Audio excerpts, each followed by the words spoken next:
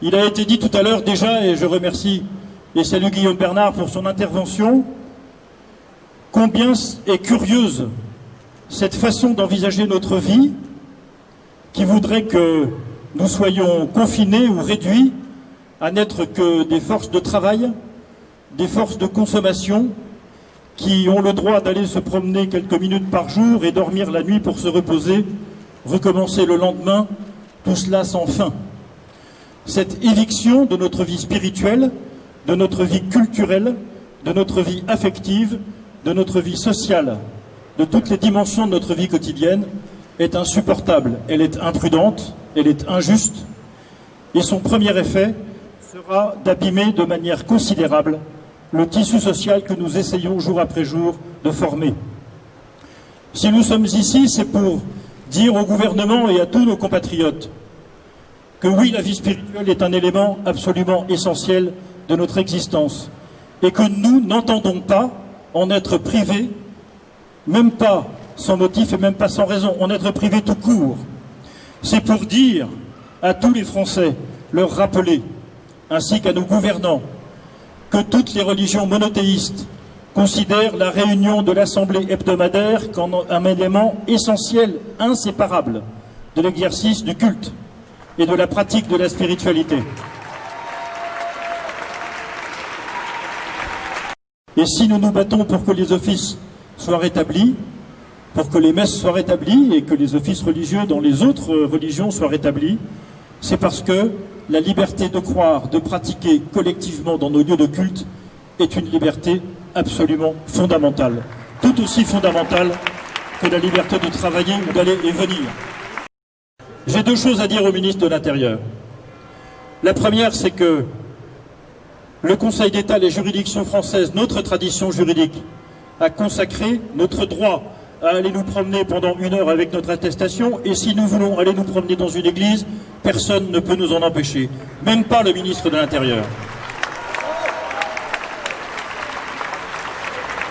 Deuxièmement, je veux lui dire que nous ferons tout pour faire en sorte que les amendes qui auront été établies soient cassées par les tribunaux, et nous prendrons tous les moyens à cet effet. Troisièmement, je veux dire au ministre de l'Intérieur et au gouvernement, ne touchez pas à Noël. Ne nous empêchez pas de nous retrouver en famille au moment de cette date si particulière qui, pour tous les Français et pour tout le monde entier, est un moment de trêve, un moment de rassemblement, de retrouvailles, un moment d'affection, autant que possible. Mais si jamais, par malheur pour vous, vous deviez toucher à Noël et nous empêcher de nous y retrouver, alors, je préfère vous prévenir, la colère du peuple français sera immense et j'y participerai énergiquement. Si pour faire valoir nos libertés, nous devons occuper les parvis comme d'autres ont occupé les ronds-points il y a 2 ans, nous le ferons et j'y serai. Bon Noël à tous, bon dimanche.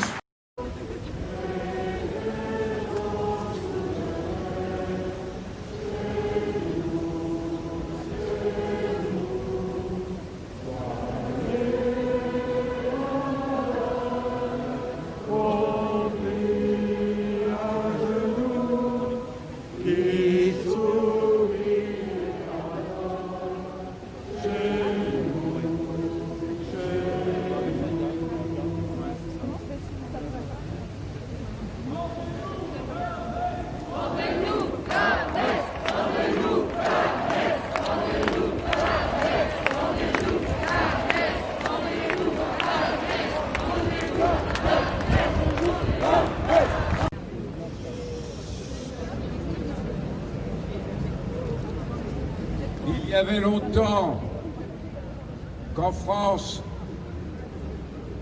on avait interdit les messes. C'est arrivé une fois, pendant la Grande Terreur, à l'ombre de la guillotine, sous la Révolution française. Et pour assister à un office religieux, il fallait aller dans une chapelle d'ambassade si on n'avait pas trop peur d'être repéré par la police. Après plus de 200 ans, nous voici retournés à une situation je dirais presque analogue. Il n'y a pas encore la guillotine, mais on ne sait jamais. Il y a les masques, c'est un début. C'est un début, disons, c'est un début avec aussi des autorisations de sortie là, qui ne nous ramènent pas à 200 ans en arrière, mais quand même un petit peu plus tôt. Au nazisme. Et certes que nous les remplissons nous-mêmes, mais peut-être que c'est un exercice pour que quelques temps plus tard, dans quelques mois, ce soit d'autres qui les remplissent. Parce qu'en fait, si nous en sommes là aujourd'hui, c'est parce que toute l'Église catholique a été gravement injuriée par la représentante du gouvernement auprès du Conseil d'État. J'ai nommé Madame Pascale L'Église. Car elle a prétendu que nous n'avions pas respecté les règles sanitaires lors de nos messes. Et elle a prétendu que nous avions fait courir ainsi des risques à ceux qui assistaient à nos messes. Alors je demande à Madame Pascale L'Église, où et quand ces infractions ont-elles été commises? Où et quand des procès-verbaux ont-ils été dressés? Parce qu'on ne peut pas accuser sans preuve. Et c'est à l'accusation de faire la preuve de la culpabilité, et non pas le contraire, du moins en droit français. C'est la raison pour laquelle le Conseil d'État n'a pas dit son dernier mot. Et c'est la raison pour laquelle, aujourd'hui, nous devons nous tourner, non pas vers le juge du Conseil d'État qui n'a fait que rendre pour quelque temps une ordonnance, mais vers ceux qui nous accusent en leur disant « apportez-nous les preuves ». Maintenant, et c'est sur ce point que je voudrais terminer mon intervention, le culte catholique en France a une singularité et a plusieurs singularités qui font qu'il n'est pas comme les autres cultes. Me plaçant du strict point de vue de la laïcité et des lois qui nous gouvernent.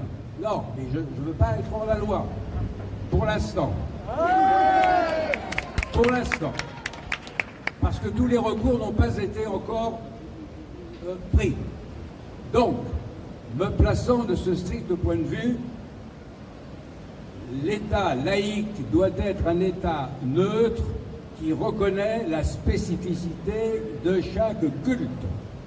Et on l'a bien vu en 1905, au moment de la séparation des églises et de l'État, quand heureusement le ministère Combes, mais qui était lui au moins intelligent et qui savait, tout en étant notre ennemi, qui était cultivé et qui connaissait ce que c'était que le culte catholique. D'abord, c'est nous qui les avions formés dans nos propres écoles. Alors, ils étaient bien éduqués. Bon. Tandis que ceux-là, on se demande où ils ont été formés. On se demande s'ils savent même quelque chose de ce que c'est que la religion quand on lit certains textes sur le catholicisme et sur ce qu'on appelle les rassemblements dont nous aurions besoin. Ce qu'ils ne veulent pas comprendre, ou ce qu'ils ne peuvent pas comprendre, c'est que la messe n'est pas qu'un simple rassemblement. La messe, c'est la vie même du catholicisme. Et si on supprime la messe, autant avoir l'honnêteté de dire qu'on veut supprimer le catholicisme. C'est la raison pour laquelle je le dis très solennellement au nom de beaucoup de mes confrères et je supplie nos chefs hiérarchiques, nos évêques à qui nous devons la sainte obéissance, je le rappelle, d'être inflexibles sur ce qui est non négociable, à savoir la nécessité de la messe. Ce qui est négociable, ce sont les conditions dans lesquelles on l'a dit. Nous sommes toujours ouverts à des suggestions d'ordre sanitaire, à peut-être renforcer ceci ou cela. Mais ce qui n'est pas négociable, c'est de nous empêcher de préparer Noël comme il se doit. Nous avons eu la faiblesse de sacrifier la semaine sainte et Pâques. Nous n'aurons pas la faiblesse de sacrifier Noël et le dimanche de la Pâque.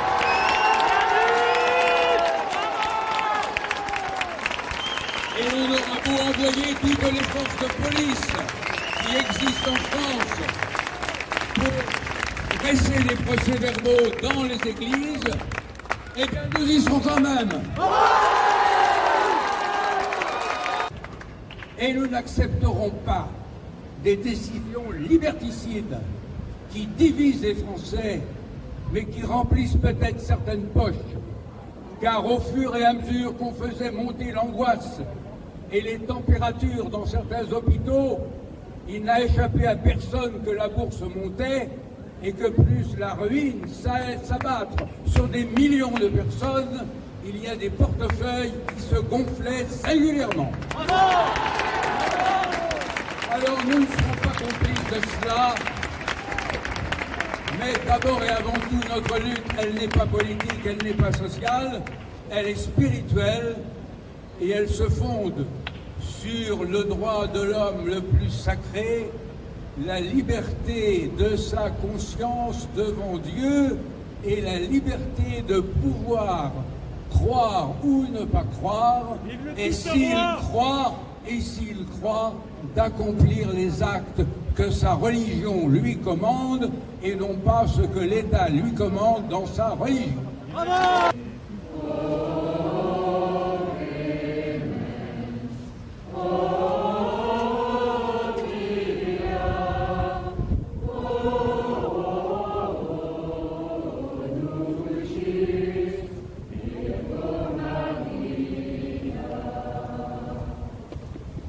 Mais ce sont les catholiques français qui se mobilisent ce soir, demain soir, toute la semaine, jusqu'au retour des messes publiques et sans autre condition que l'accession publique à la messe pour tous les fidèles qui veulent s'y rendre au pays.